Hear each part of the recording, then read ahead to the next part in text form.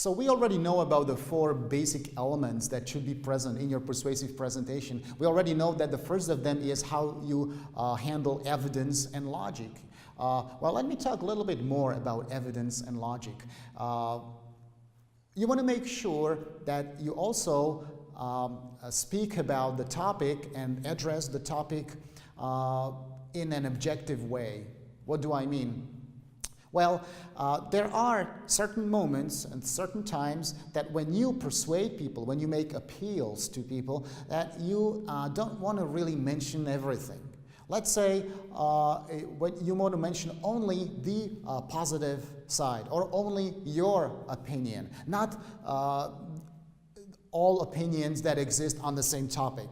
Although you might want to say to yourself, well, I want to be objective. Yes, but there are specific times to be objective by mentioning both sides of the arguments. But there are specific times, needless to say, that are designated to, that would be probably better to only reveal your side of the opinion, your opinion. And when would that be?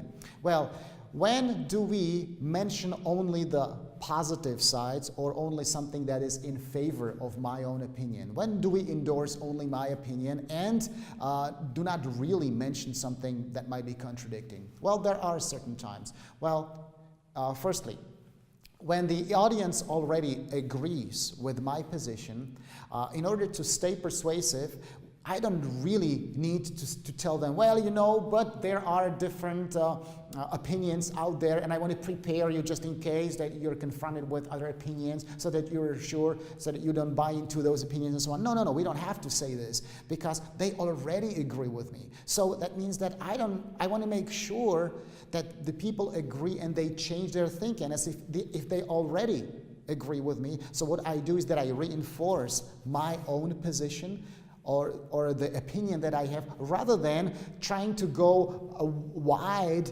into all other possible theories and philosophies and opinions. So, so number one, when do I mention only the positive side, only my side of the argument? When people already agree with me.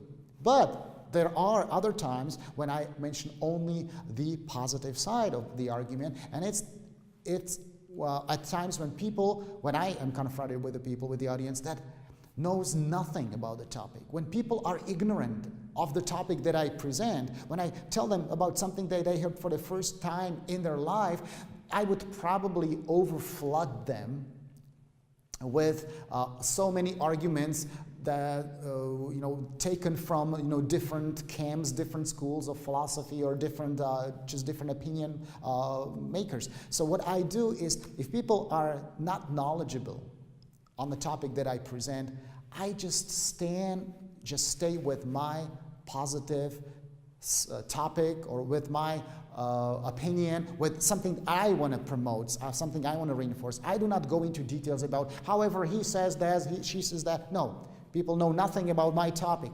I want to make sure they change their thinking, and so what I do is that I reveal only the positive side of my arguments.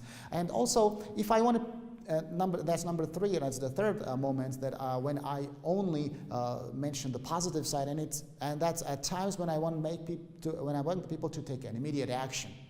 I want you to get off your seats and go and donate blood, or do it, change it. So if I call for an immediate action, you know what I do?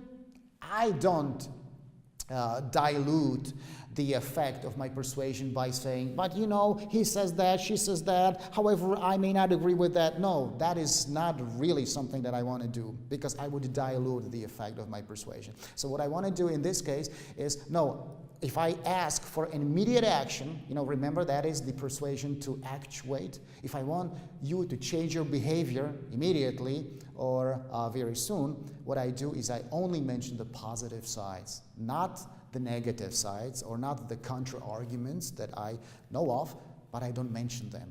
I want you to take an immediate action, so I only limit myself to tell you the positive side of the argument. And there are also times, and that's number 4, when there is little chance that you who listen to me or who watch me and who are my audience will listen to somebody else contradicting what I tell you. There may be times that you say to yourself, and you're pretty sure that your audience will hear only your position or something that concords with your position. And in that case, if you're sure that there's no guy coming after you and telling them, well, you know, that's a piece of bullshit what he just told you. No. So if you're sure that that is not going to happen to your audience, don't even try, for the sake of objectivity, to tell them, hey, but you know, to be fair to you, he says this, she says that, I believe this. No, that would be going way over the heads of your audience, because you already achieved your goal. You change their behavior, or you change their thinking, you change their values, their beliefs, and there is no other chance that they will hear there's no chance that they will hear something opposite to what you tell them. So these are the 4 moments, or the 4 situations when I would withhold the negative or the other side of the argument. Of course, there are things, there are other things involved in this. It's like the false reasoning. Of course, by not telling something, I don't mean to be manipulative. I don't mean that you should be someone who kind of guides people through their mental processes and kind of makes sure that people do not think of that. No. And so I want you to steer clear of false reasoning. What are false reasoning moments? Well, false reasonings are thinking patterns that lead people astray, that actually, manipulates people into thinking a certain way, and you use false reasons.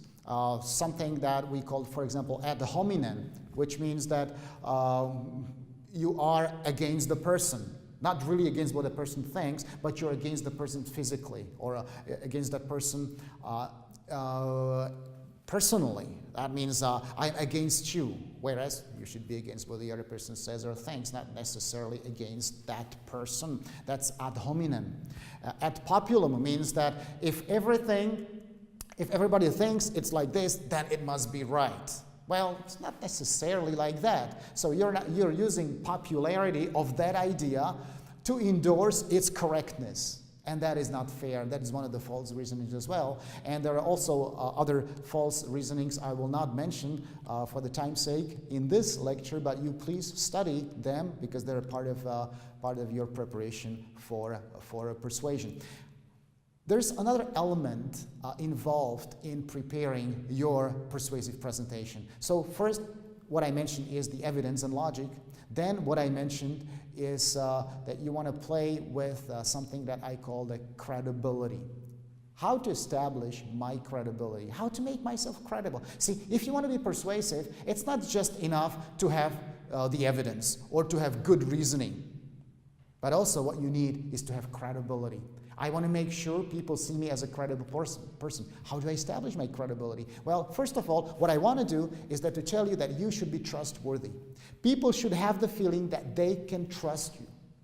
If they cannot trust you, well, they're not going to buy into what you tell them. So if they trust you, they're more prone, more inclined to adopt your way of thinking, to be persuaded, to be convinced about what you tell them. Also, not only trustworthiness, but you also need to show your competency, that you're competent, that this is not something that you studied yesterday and then you say, well, you know what, it just comes to my mind that, you need to get your credibility at a certain level so that when people see you, when people listen to you, when they watch you, they say, he knows a lot or she knows a lot, and this is a competent person. We also need to be dynamic. And that has to do something with the way you express your ideas. You need to use dynamism. That means dynamic nonverbal signals. You need to be really identified with the topic. You need to be excited about what you say. It's not that you are that you really need to act those things out. I'm not talking about you kind of rolling all over the floor just because you want to be dynamic. That's not what I mean, but you need to be enthusiastic. You need to be identified with the topic. You need to make it dynamic, so to speak. And you also need to be objective. Objective means that people need to have the feeling that you know about also other opinions, other beliefs, not necessarily mentioning them, but that your knowledge is so broad that you're not only limited to your point of view, but you're well aware of the whole scope of the problem that you mentioned. And of course, what adds also to your credibility is your organizational rank. If you are one of the leaders of your company, or if you are one of those that are the key opinion makers, or those people who come from the higher organizational rank, that also adds to your credibility.